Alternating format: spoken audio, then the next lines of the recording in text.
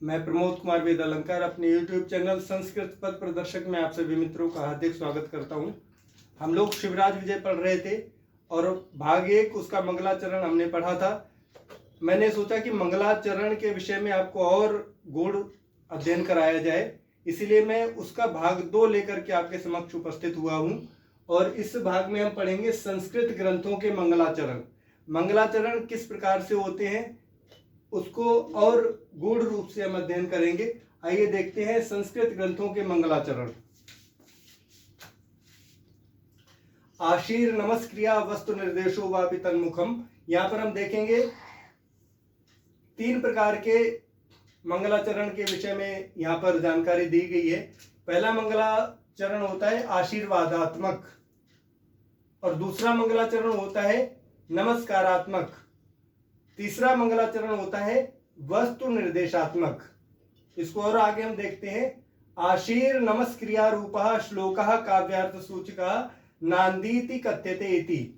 इसी मंगलाचरण को नांदी भी कहा जाता है और वो नांदी कहाँ कहा जाता है इसको हम पढ़ेंगे।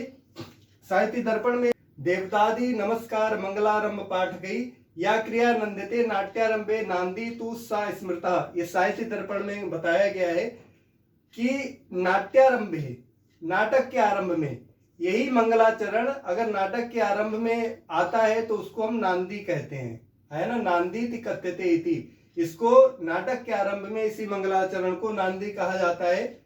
और कहा गया है नंदयति आनंदयति जनान इति नांदी, कि लोगों को जो आनंदित करता है इस कारण से क्या है वो नांदी है।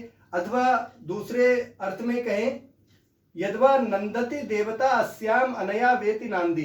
अथवा दूसरे रूप में हम इसको कहते हैं कि इससे देवताओं को आनंदित किया जाता है, देवताओं की स्तुति की जाती है, देवताओं का आशीर्वाद लिया जाता है, इसलिए भी इसको नांदी कहते हैं। आशीर्वादात्मक मंगलाचरण।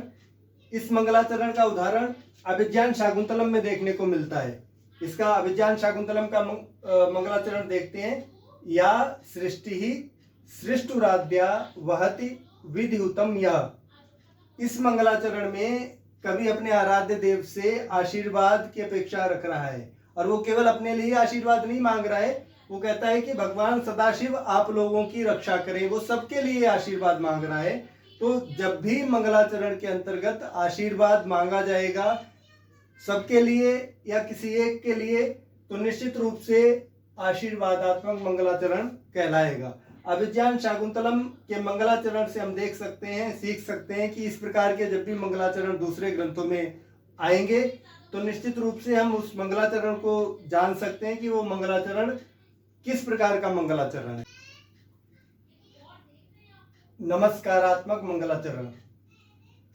नमस्कारात्मक मंगलाचरण का उदाहरण हमें उत्तर रामचरितम में देखने को मिलता है। आइए देखते हैं उत्तर रामचरितम का मंगलाचरण। इदम कविभ्यः पूर्वेभ्यः नमो वाकम प्रशास्महे। पूर्वेभ्यः कविभ्यः नमो वाकम।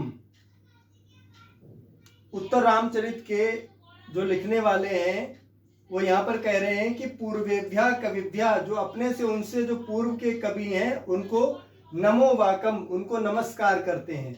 और यही हमारा मंगलाचरण यही देखने का विषय है कि नमस्कारात्मक, इसी कारण से कि वो अपने से पूर्व के कवियों को नमस्कार कर रहे हैं तो ये नमस्कारात्मक मंगलाचरण हो जाता है। ये उत्तम रामचरितम का मंगलाचरण नमस्कारात्मक मंगलाचरण है।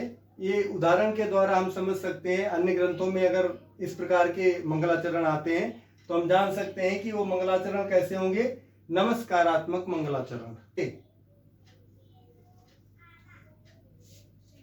वस्तु निर्देशात्मक मंगलाचरण। इस मंगलाचरण के माध्यम से ग्रंथ में विषय क्या है उस विषय के बारे में यहीं से थोड़ा सा संकेत कर दिया जाता है। इसको उदाहरण के तौर पर हम देख रहे हैं कि यहाँ पर शिवराज विजय में जो मंगलाचरण आया है, हमने शिवराज विजय के मंगलाचरण में भी आपको बताया था। हिंस्राः स्वपापेन विहिंसितः खलः साधु समत्वेन भयाद विमुच्यते।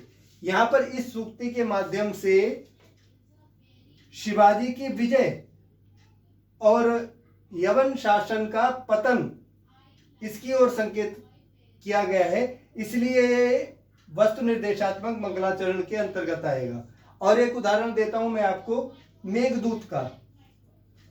मेघदूत के मंगलाचरण में आता है कश्चित कांता विरह गुरुणा स्वाधिकारात् प्रमत्तः।